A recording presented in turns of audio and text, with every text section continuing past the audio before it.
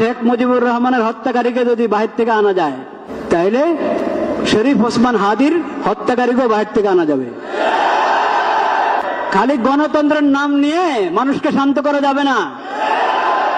মানুষ দেখেছে গণতন্ত্র, যতদিন আল্লাহর বিধানের কথা বলতে লজ্জা পাবেন, দেশে শান্তি আনতে পারবেন না। গণতন্ত্রের পরীক্ষা হয়ে গেছে। সমাজ এবং সরকার এবং দেশে শান্তি শৃঙ্খলা ফিরে আসতে হলে আল্লাহর বিধান প্রয়োগ করতে হবে।